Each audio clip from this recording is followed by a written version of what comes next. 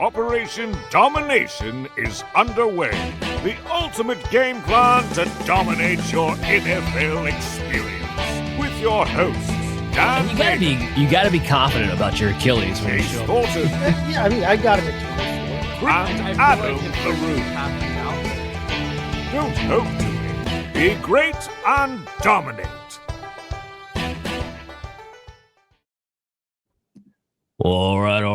Welcome into Operation Domination. We got the best, the bust, and the sleeper wide receiver episode for you guys here today. Continuing on this series as we are in the nitty-gritty officially of redraft season. I mean, September 7th is like 2 weeks away. This weekend, next weekend, leading up all the way to Thursday, all the way up until the kickoff for the Eagles and the Dallas Cowboys. Everybody's going to be going crazy drafting. So we have to get everybody ready. And the wide receiver episode is one of the biggest episodes that we typically do. Oh, by the way, I'm your host, Dan Mater. Of course, we got Chase Thornton in the building. Adam LaRue is off on a work trip. I know, lame, whatever. But it's okay because we have a great guest to take his place, and we got to introduce him now. Now, for the moment you've all been waiting for. He's the youngest and the best from the football guys, the one, the only, Hutch Brown.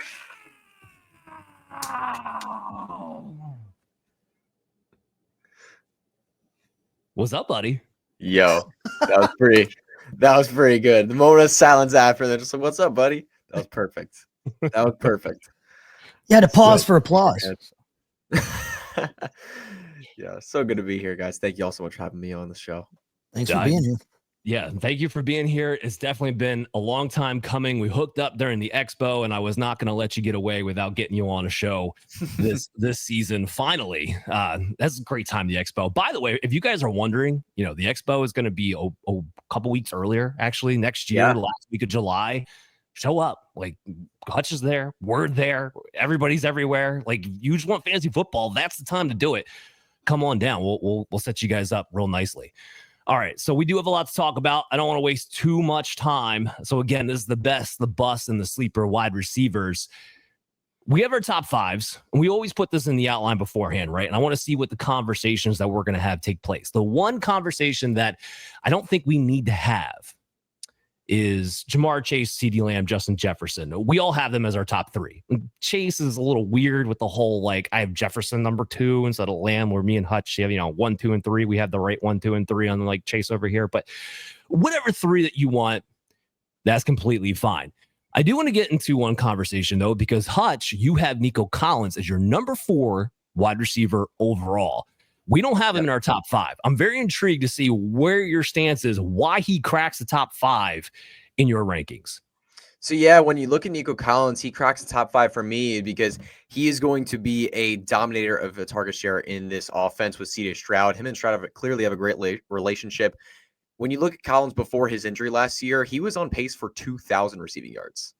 And that's not a joke. You can look that up last season. He was on pace for 2,000 plus receiving yards before that injury. Then he came back, wasn't fully the same off that injury. He came back a little early, and he was still great, but not the same Nico Collins we saw in the first half of the season.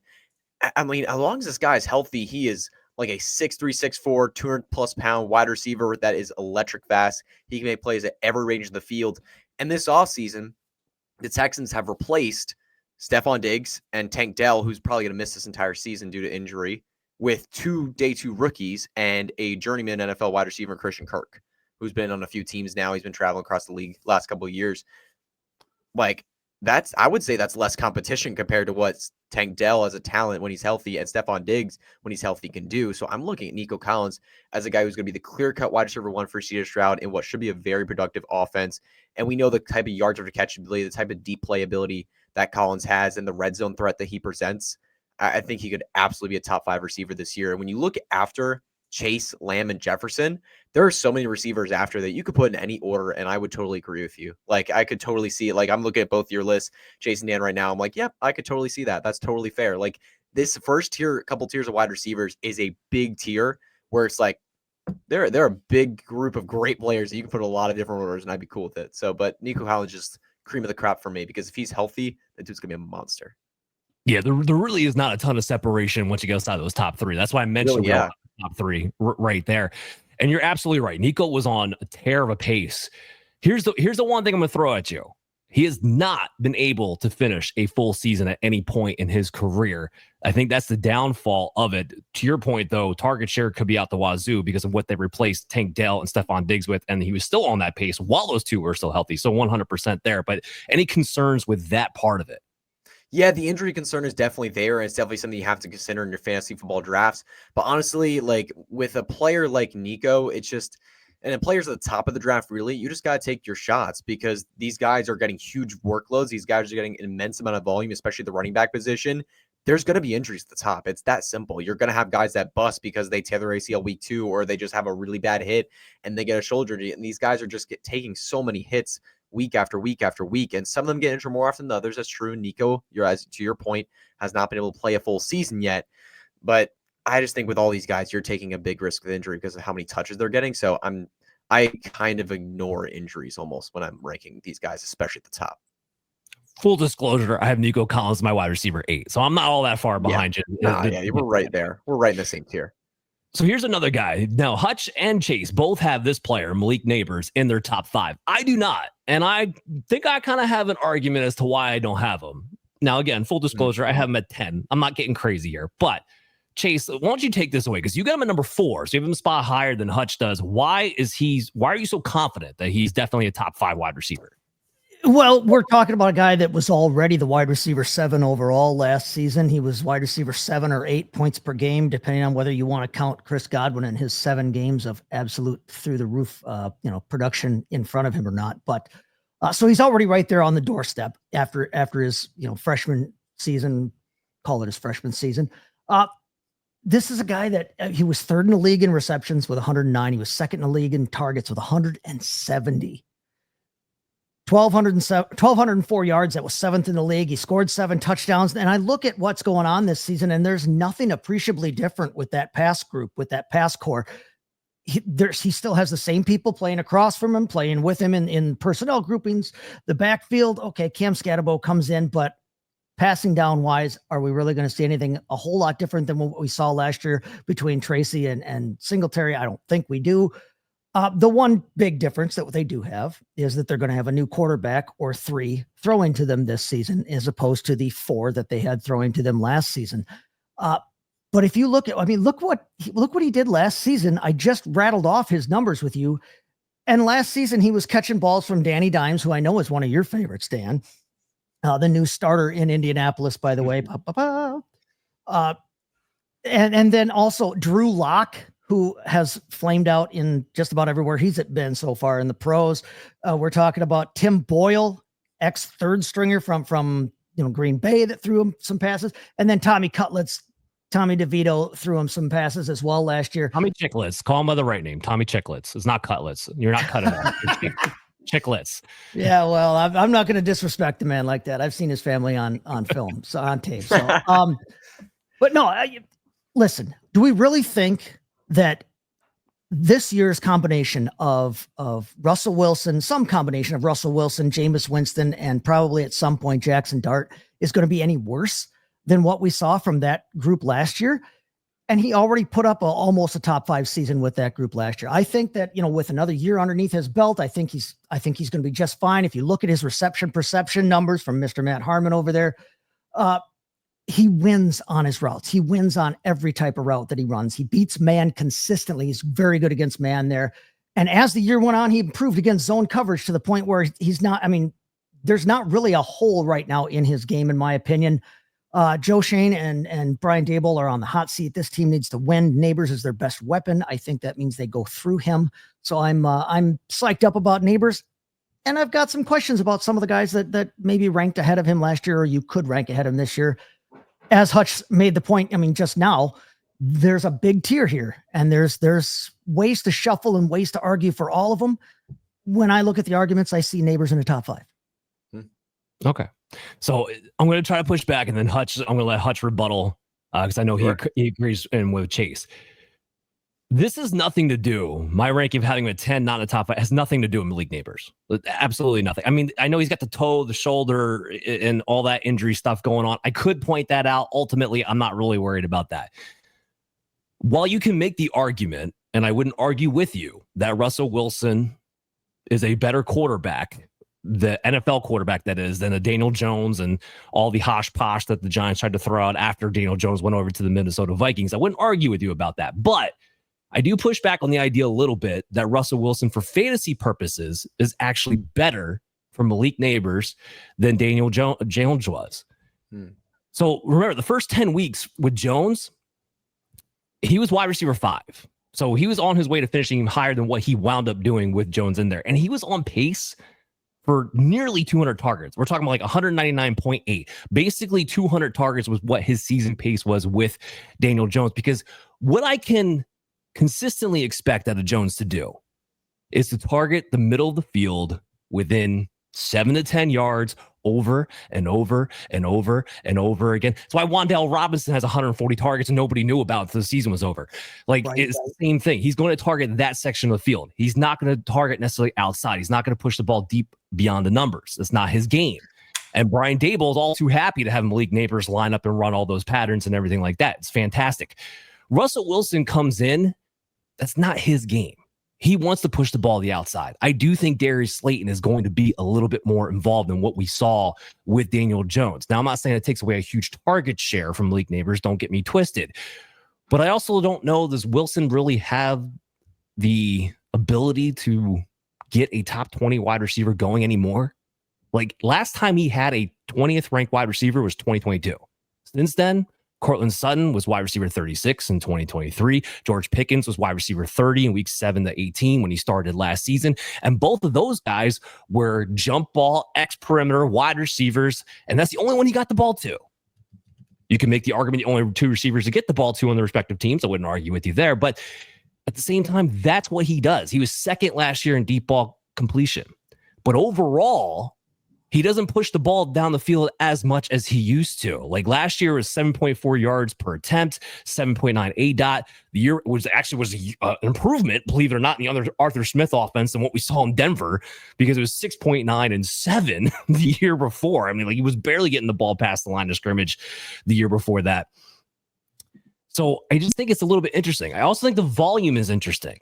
Daniel Jones averaged 34 pass attempts a game last season. Russell Wilson hasn't been above 32 since 2020. Like, he comes in and the coaching staff decides, we don't want you to throw the ball a ton. That's what they wound up finding out. Now, maybe Russell Wilson's not the starter all year. I would not be surprised we see Jackson Dart at some point. I'd be a little bit surprised if we saw Jameis Winston. I do think it's going to go right from Russell Wilson to Jackson Dart. I don't know if Winston really gets a crack unless there's an injury. But I do think with the Giants defense improving and Russell Wilson being the quarterback, I think we're going to see a little less passing volume. I think you're going to see Darius Slayton involved a little bit more. And I think it's just enough for a tier that's tight that he winds up falling more towards 10 if you're drafting in the top 5. Also, I'll add this on to finish off my point. The Giants got a rough schedule for wide receivers. It's 21st schedule ranking for the wide receiver position heading this year for fantasy. I don't know. Hutch, you got anything to rebuttal on that? Yeah, a couple of things I would want to add. I mean, I think the argument made about the deep passes, I think that's actually going to be really good for Malik Nabers. Malik Nabers is plenty willing to work downfield. He showed to be a 50-50 ball monster last year. He's happy to run those deep routes.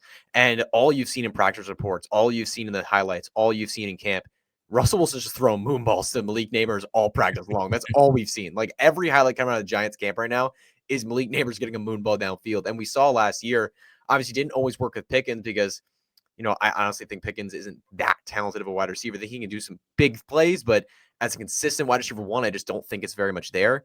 And you saw it last year where George Pickens was getting constant targets downfield. When you look at Russell Wilson when he played, he was a top 5 quarterback in terms of 20-plus yard attempt rate. Like, that dude was just chucking the football downfield, and he was happy to throw it downfield to George Pickens no matter what the coverage was. And I see similar things happen for Malik Nabers. When you look at his ability to work downfield, I think we're going to see so many big plays. And like Chase was arguing, he's the clear-cut wide receiver 1 on that team. There is literally no one else that's going to compete with him. I understand Darius Slayton can work downfield, but this is Darius Slayton, man. Malik Nabers is on a different level, and I think we're going to see consistent targets for him downfield. But yeah, and honestly, something else I'd add too, you know, you want to highlight Malik Nabers' talents. You guys were talking about some season-long paces. He had a concussion in week 4, and that definitely impacted his play, or week 5 it was, and that definitely impacted his play the rest of the season. You saw some times where he didn't look as well. You look at those first 4 weeks when he was playing, His pace was 221 targets, 149 receptions, 1,641 yards, and 13 touchdowns. Like, the dude is monstrously talented. And I think it's going to work enough with Russ. And if Russ gets benched and we see Jameis playing, that's a whole different level of fun. Jameis will send it to him every play. His 20-plus yard pass rate will be like 100%. Yeah, if Jameis plays, throw everything I said out the window. I'm kind of more basing it on the idea that I don't think Jameis is going to get that opportunity again unless there's an injury. I think they're going to go right to Jackson Dart. But yeah, if he plays, I would agree. Most likely they go to Jackson Dart next. He's been playing really well in preseason. He's been flashing. I would expect they would go that way as well. But there's always a chance. And I can't argue with you on the whole Wilson not necessarily being great for fantasy wide receivers. But I mean, like I said, they have to win. They're going to have to throw the ball at some point, whether it's Russell or whether it's Jackson Dart. Malik Nabers, of the top 12 guys last year, top 12 wide receivers in yardage, only one of those 12 saw a lower percentage of catchable balls among his targets than Malik Nabers did. Not even 70% of the balls thrown his way were even catchable. Okay. And he still put up that kind of a year. I think that whether it's Wilson, who has been a more accurate passer than anybody else that we've looked at on that list in his pro career, or whether it's Jackson Dart, who got better every year in terms of his accuracy in college to the point where he was a 69% passer last season. I just don't think it's a stretch to say that he should see a much higher percentage of catchable balls this year among the targets that do go to him. And I don't think his volume takes as big a hit maybe as what you're thinking it does there, Dan. So I'm still comfortable taking him where I want to. And I know we've been talking about Malik Nabers for 10 minutes, but one thing I want to add to you about the George Pickens conversation, I think that wide receiver 30 mark is a little flawed because when you look at what he did actually, when you look at from the bye week on, Russell Wilson played like 1 week in week 9, and then you go to the bye week 10, week 10 through 13. George Pickens was averaging wide receiver 1 level numbers. He was about like 16 points per game. And then he got hurt. And then he came back with like the last 1 or 2 games of the season and didn't play like himself. And that really tanked his points per game numbers. So when you looked at him when he was healthy with Russ as starting quarterback, I know it's only 4 games, that dude was really good for fantasy. I think the injuries and when he came back early, and that really hurt him in terms of his points per game at the end of the season there. So I think that wide receiver 30 mark would be a lot better if he hadn't got hurt. Already back by that as well. Yeah, no, all fair points. We'll see. He did have Cortland Sutton and still couldn't get him past 36, and Sutton was healthy with him all season long too. But we'll see. Yeah. Different offense, different time, different type of wide receiver. I do want to talk about somebody that Chase and I have in our top 5 that Hutch, you do not. So we have Drake London in our top 5, and I am all about Drake London this year. So I'll get you in there. Chase, if you have anything rebuttal coming on afterwards. But I just don't think we've seen the best of Drake London. The guy's turning 24 years old. Like, he's literally just kind of entering his prime, kind of like Hutch over here, which is kind of scary to think about. And then on top of it, like, you look at all these different metrics for wide receivers that we've come to find are predictive for these guys year over year, especially when they're about to enter their prime. And he just hits everywhere you want him to hit, right? He was 3rd in first read percentage. He was 8th in first downs per route run. There's just a lot of meat left on the table. Like, fantasy points per route run was 0.46. His expected fantasy points per route run was supposed to be 0.56. That would have made him the wide receiver 6 last year. And that's with dealing with a Kirk Cousins who can't throw the ball anymore with no shoulder left. Like, that's what we're talking about here. Because remember, he only had 3 games with Michael Penix. And when we talk about what he did with Michael Penix, like, I can mention the insane 39% target share, I guess. He's not going to do that throughout an entire season. So that's almost 1,900 plus receiving yard pace too. Yeah, exactly. But he's not going to get a 39% target share throughout the entire year. At least I don't think he's going to anyway. Darnell Mooney getting hurt definitely make it more interesting though.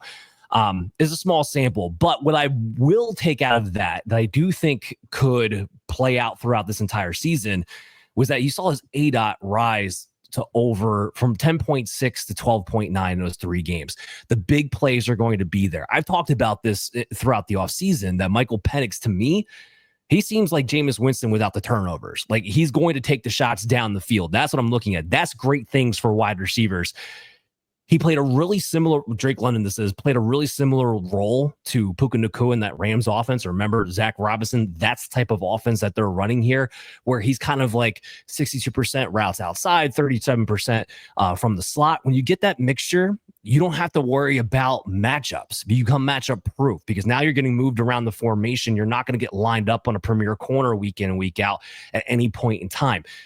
So he finished last year as the wide receiver 5 in total points. I get that. It was wide receiver 14 in points per game. But when you add all those things up and add up the fact that he is just entering his prime, I think Drake London winds up being a top 5 wide receiver. So Hutch, what do you think? Because you don't have him in the top 5.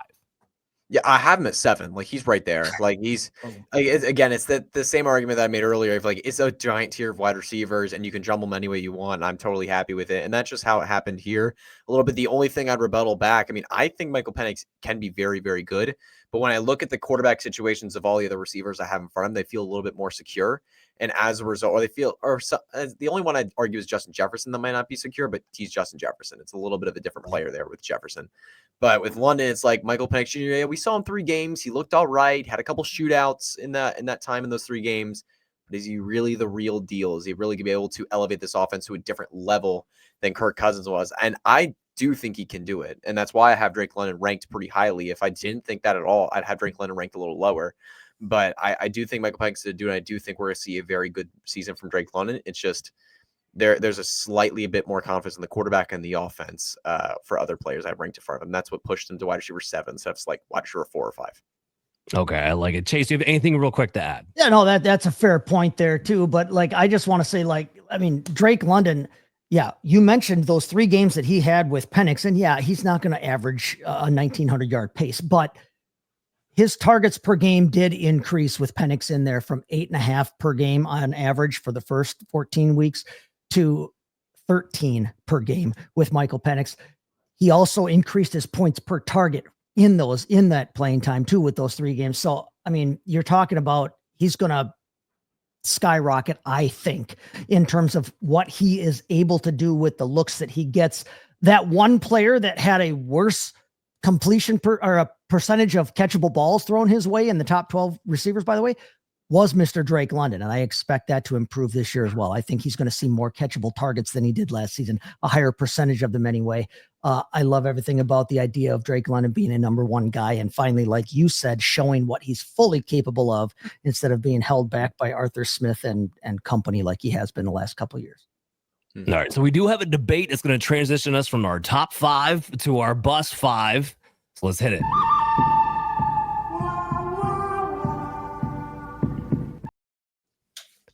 So I have Amon-Ra St. Brown in my top 5. I got him at number 4. Hutch blew my mind and put him in his bust list. 1. Yes. So guests go first. Why is Amon-Ra St. Brown a bust according to his ADP?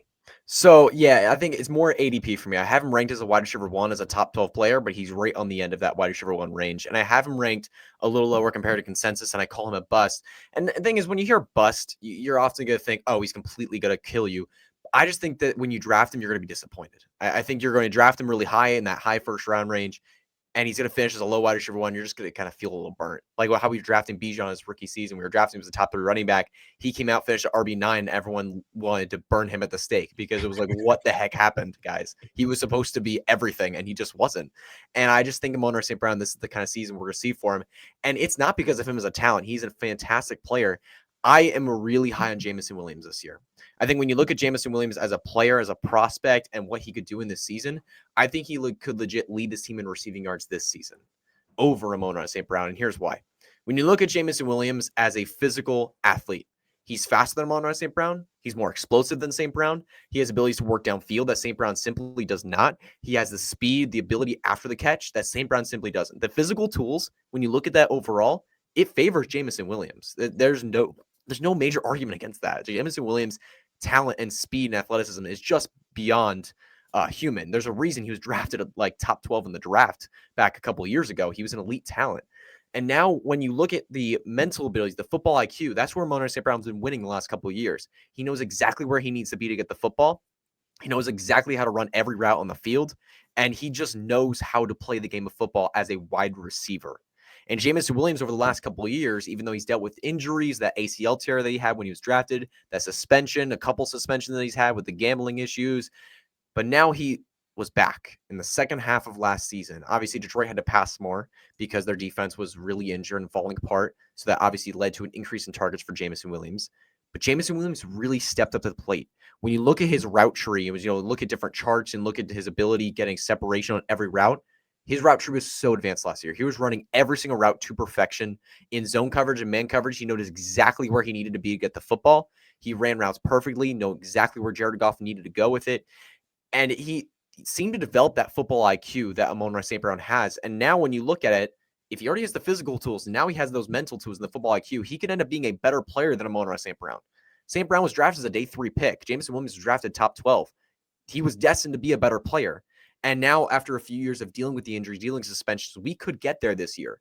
The coaching staff last year was all hyping up Jameson Williams. Like, he's going to be the breakout player of our offense. He's going to break out this year. This is the year for JMO. This is it for him. And now he broke out last year, right? And now all we see from the coaching staff right now, the new offensive coordinator is Dan Campbell. Everybody's saying JMO's going to break out this year. He already had 1,000 yards last year. There's plenty of room for more ceiling here for JMO. All the camp reports have been very, very ecstatic about him. And when you look at the new offensive coaching staff, obviously we know Ben Johnson favors the slot really heavily. He talked about it to the media. He's talked about it to the media ever since he became the Bears head coach, that he loves the slot position. There's a reason he handpicked Luther Burden in the second round of the draft. He is perfect for that slot role. And now you look at new offensive coordinator, those coordinators do not have the same favorability to the slot that Ben Johnson did.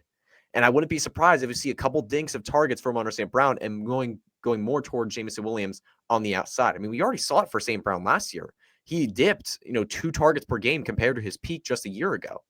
Like, it's there for Jameson Williams to break out, take over as potentially the 1A of this offense next to Amon-Ra St. Brown.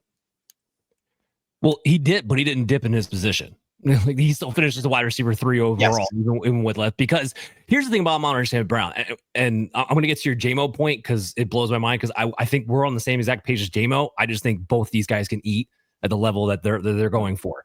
But with Amon-Ra St. Brown, even though he's a smaller type of guy and he's not the fastest type of guy, because he's such a physical route runner, he gets separation in the red zone. I mean, the guy he had 5 of his 12 touchdowns last season came in the end zone targets. So the guy gets separation, even though he's not the bigger body, he's not the prototype guy that you typically think of in that situation, because he can just get open, because he already is that nuanced route runner. And he's gotten double-digit touchdowns, by the way, the last 2 seasons. So he didn't need Jared Goff to throw 40-plus touchdowns in order for him to get his double-digit touchdowns as well. And that's a great equalizer when you're talking about a guy like St. Brown. His target share is elite. All right, we already know that. Like, he's going to be. I still think he's going to be the number 1 target on this team when it's all said and done. It wouldn't surprise me if JMO, because of his explosive ability, if he's close, gets him out in yards with the bigger plays, 100%. But here's the other flip side of this. The Lions were the 3rd team in rush attempts last year and 16th in pass attempts. They have a much tougher schedule. They have Johnny Morton, who's coming over as a passing game coordinator. By the way, I have a lot of doubts about Johnny Morton as far as his versatility and creativity. But what I don't doubt is that he's going to come in with a pass-first mindset. I think we're going to see more balance between that rushing and passing game, which means more volume for both St. Brown and Jameson Williams to eat. Like, I have Jameson Williams in my top 20. Like, you're going to get no argument from me with that. Amon-Ra St. Brown is as dependable of the guys they come. He's the closest thing that I've seen to Cooper Kupp, like being able to play that role inside out, yet I'm still a touchdown maker, yet I still always get open because I can just beat guys off the man because I had those physical skill set of hands. Like, his hands are ridiculous. You can't jam the guy. They even had the scrimmages in with the Dolphins. I know it's the Dolphins, take it for what it's worth, but they're like, you couldn't cover St. Brown. He was everywhere. So clearly he's over the knee injury and all that stuff that was going on in the offseason, that we don't have to worry about that anymore.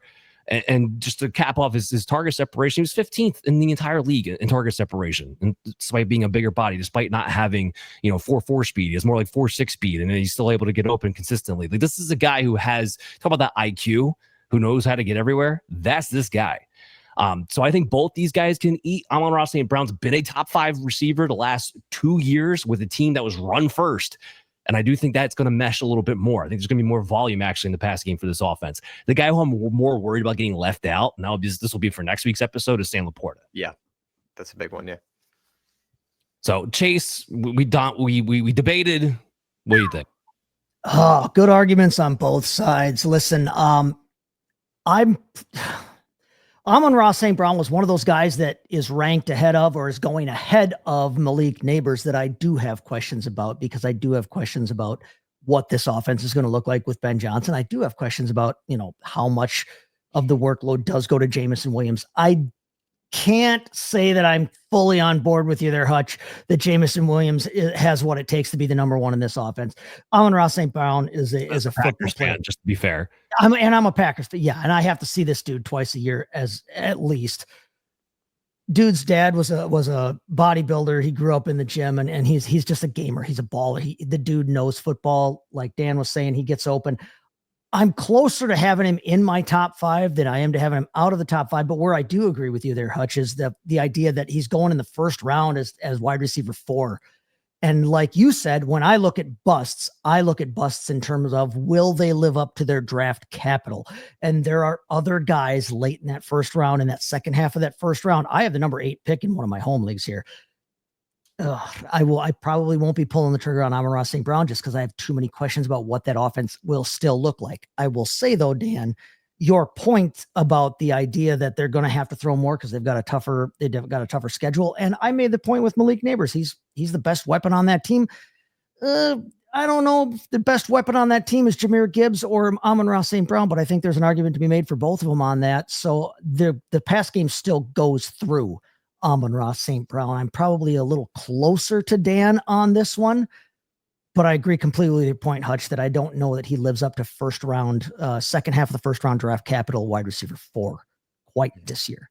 Sorry, Hutch. Chase didn't get the memo. You're always supposed to side with the guest no matter what. Anyway, so let's. It's totally fair. I get it. I'm making a really strong projection with Jameson Williams. I just see the big step this year, and I see him forcing himself a lot more targets. And as a result, something has to give in this offense. And I think Amon-Ra St. Brown might dip a couple targets. Honestly, I think you guys both are a little higher on Jameson Williams than I am. That was full disclosure there. So I will put that out there as well. Yeah.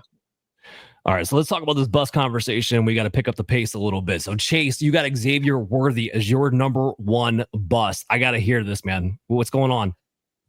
Well, listen, I think this is a case of, in fantasy, a lot of people, don't have a whole ton of historic hindsight, and they're always looking at what have you done for me lately. Xavier Worthy, even after Rashee Rice went down, Xavier Worthy didn't necessarily pick up the slack until really late in the season in terms of becoming a go-to option or the go-to option in that offense. Okay. And then listen, he did see 31 targets in weeks 15 through 17 during the fantasy playoffs when everybody's paying attention. Of course, we all remember that. Oh, he won me a championship. He was 21 out of 31, 190 yards, 2 scores. It was awesome. He scored you 52.5 fantasy points in those 3 weeks. And then we all know what happened in the playoffs there. He had the awesome Super Bowl. I will tell you again, though, I will remind you that his awesome Super Bowl literally all came in garbage time, but he was 8 out of 8 in that game. He scored 2 touchdowns. He had the long 50-yarder. It's just, it doesn't necessarily profile out to a guy. When I look at Xavier Worthy, he doesn't profile out to a guy who's going to be a number 1 or even a number 2 type receiver. I think I see him as a much more of a wide receiver 3 type. And I want to tell you why here. We all know that he's little. Okay. He doesn't have size. He's not going to be able to win against man coverage. Okay. And on top of that, he doesn't run the slant. He doesn't run a curl. He doesn't run those comeback routes. He doesn't run those number 1 type of wide receiver, routes. Okay. You have to scheme him open. Now, if there's anybody in the league who's going to be able to scheme a guy open, it's going to be Andy Reid. Okay. But for a guy who is super fast, who we all thought was going to just be able to outrun everybody, on the field and be a deep threat, he didn't have any games over 80 yards last season in the regular season. He only had 2 games of over 10 plus targets. And his longest reception, he had a 35-yarder week 1. He had a 54-yarder in week 5. After that, his longest reception for the entire season was a 31-yarder. He's not necessarily, they're not necessarily getting him those looks where he's just going to outrun everybody and, F it. Xavier's down there somewhere, chuck it like Kyler Murray might be doing.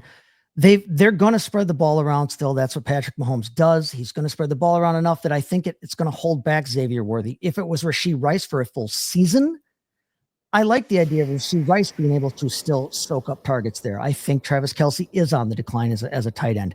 We do know that Rashee Rice is going to miss some time. We all assume he's going to miss some time this.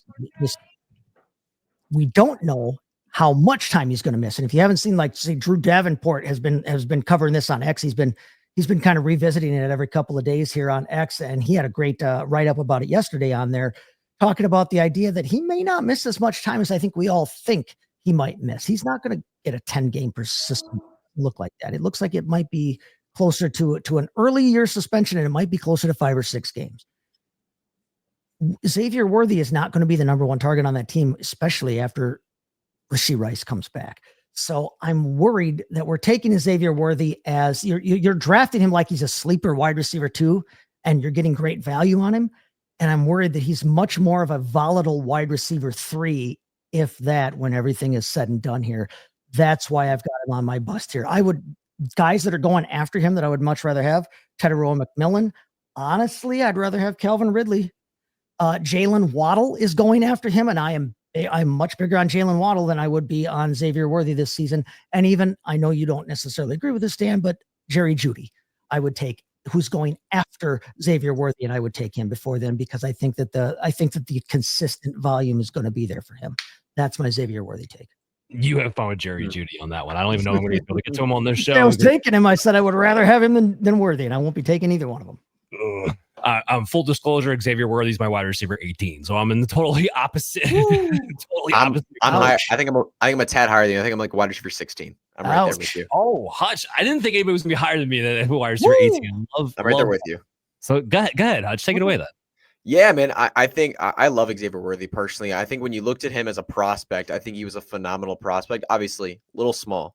But when you look at his abilities as a wide receiver, he ran every route really, really well. He got open at an elite level. And when you look at his ability to be a wide receiver 1 in the clear majority of his games, he was 5+ catches for Texas, including his competition with Adonai Mitchell, where that's a legit competition as a wide receiver 2. He was able to command a real target share in that offense and consistently be very, very involved. And when you look at what he did last year, obviously 15 through 17, yes, that's great. But you'll even look before that, like from week 10, 11 on, he was consistently getting much more involved. And you consistently see this with these wide receivers in the second half. They really start to blossom. We saw it with not former Chiefs receiver, but the Chiefs receiver right now, Rashee Rice. We saw that in the second half of the season where Travis Kelce really started to dip a little bit and they needed help. Rashee Rice really started to blossom in those last 6 to 8 weeks of the season. And now Rashee Rice had a massive breakout last year before his injury. He was looking like going to be a wide receiver 1. The same thing we saw for Worthy. And we're looking at him in his second season. He's very versatile. He can be used downfield. Obviously, he's got that really good speed. You can put him in screens. You can put him in jet sweeps. Chiefs already used that last year, earlier as a gadget guy. And you can put him everywhere on the field. You can put him in the slot. You can put him outside. And you can make him run every single route because he has the speed, the footwork, and the ability to get open on any route you put him on. Obviously, Rashee Rice will definitely compete for the number 1 target share. And you look at Travis Kelce, I think we're starting to see the beginning of the end for him. We started to see it last year. He's still going to absorb a target share. But Patrick Mahomes is a great quarterback. This should be a very productive offense. There should be plenty of room for multiple wide receivers to be fantasy football relevant. So Xavier Worthy, when you look at him, I think that we're going to see a big breakout in year 2. Obviously, as he steps forward in year 2, as he gets more developed in this offense, I think we see a big breakout in year 2. I'm in for Xavier Worthy. Yeah, just to point out that rookie wide receivers never do well with Andy Reid. And yet he's had 2 back-to-back that all of a sudden had second half seasons where they just went Donkey Kong. And Chase, fair point. If you remember back to our quarterback episode, I was the one who had Patrick Mahomes in the top 5. There was a reason for that. It's because I believe in that offense getting back to being explosive again. It's been a big emphasis point. Xavier Worthy is a big factor in that offense getting explosive again. Yeah. All right. So here's what I want to do. I want to fast forward a little bit. I want to get right into our Matthew Golden conversation, our Matthew Golden debate.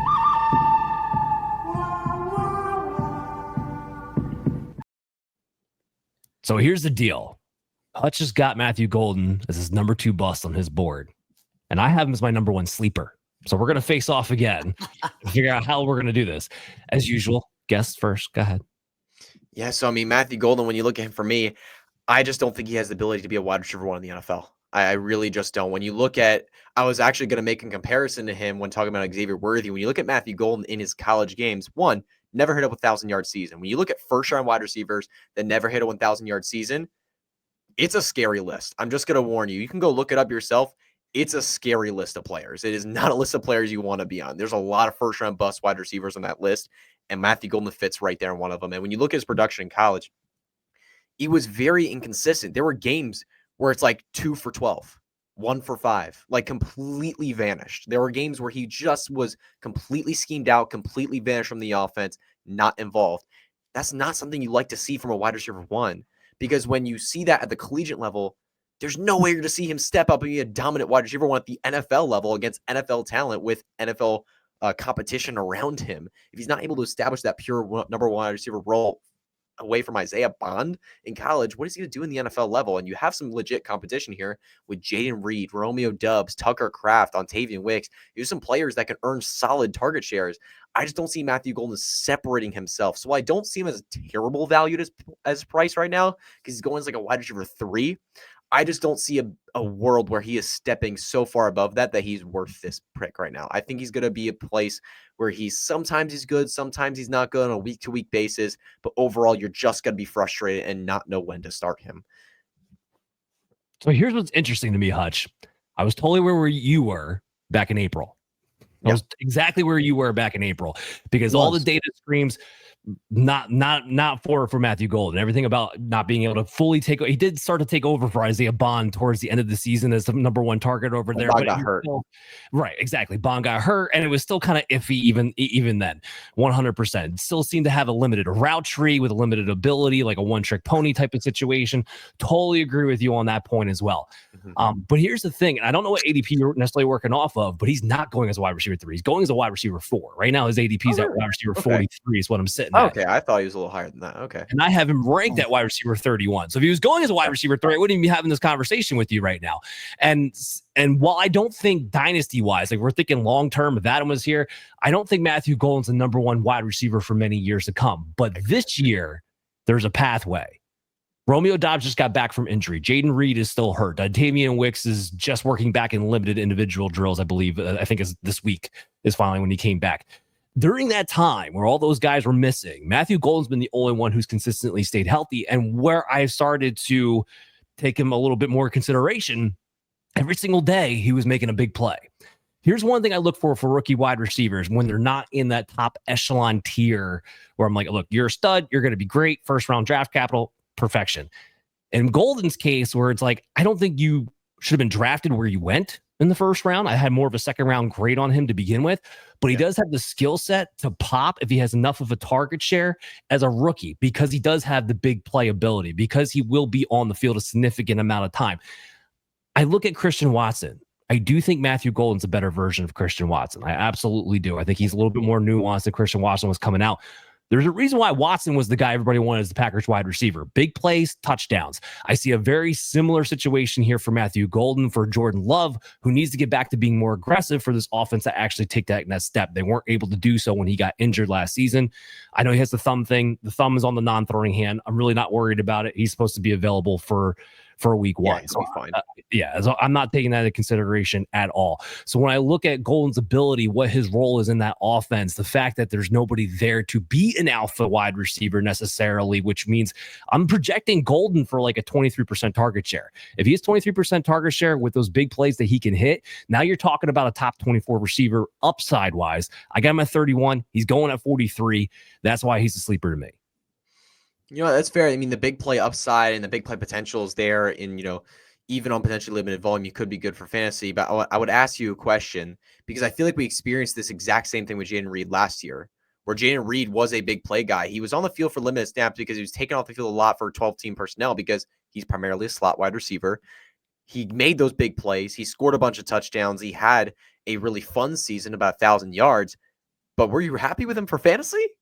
Because more than half the time you started him, you hated it. I mean, you just hated to start him in your lineup, because he had like 4 or 5 big weeks, and the rest of his weeks you were like, what the heck are you doing, Jaden Reed? Why are you getting like 8 points in my flex spot? Like, this just isn't worth it.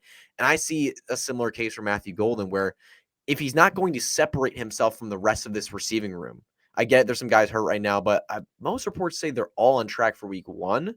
If he's not going to separate himself from this receiving core, which I just don't think he is talent-wise, I think at ceiling, you see another Jayden Reed season where he has big plays and touchdowns here and there.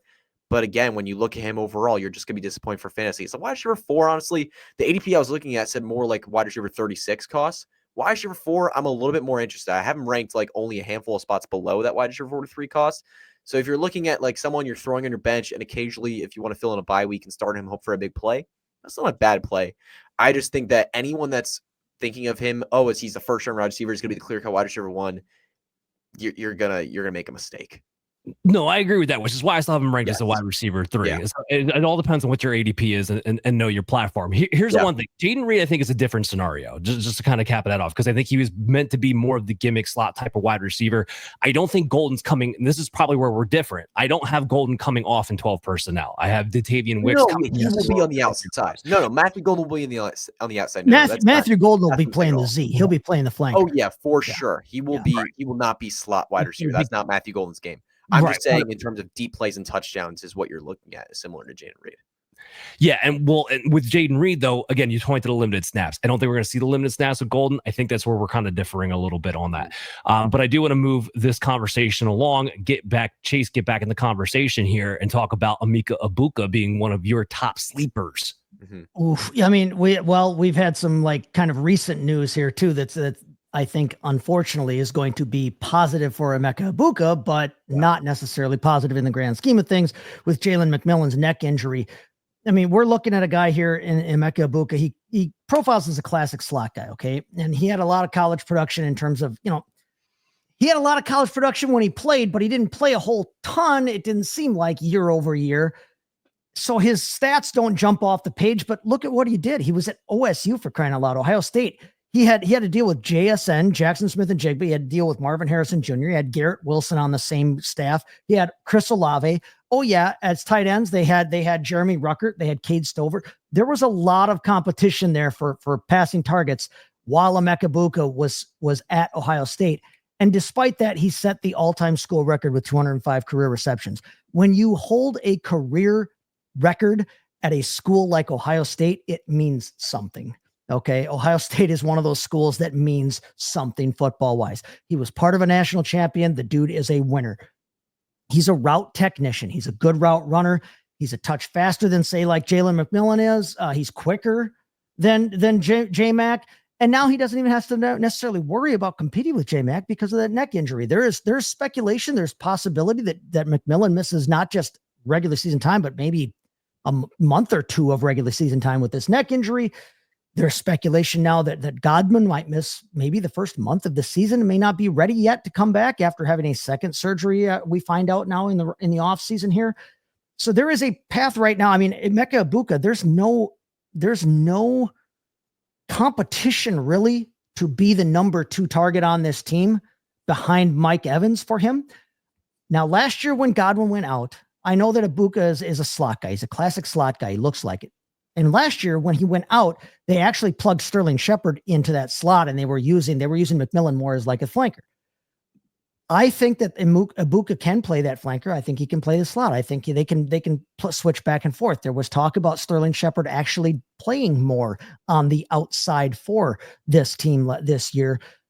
It doesn't matter. Emeka Egbuka is more talented than anybody else they have on that team right now outside of possibly Mike Evans. And Mike Evans is 137 years old.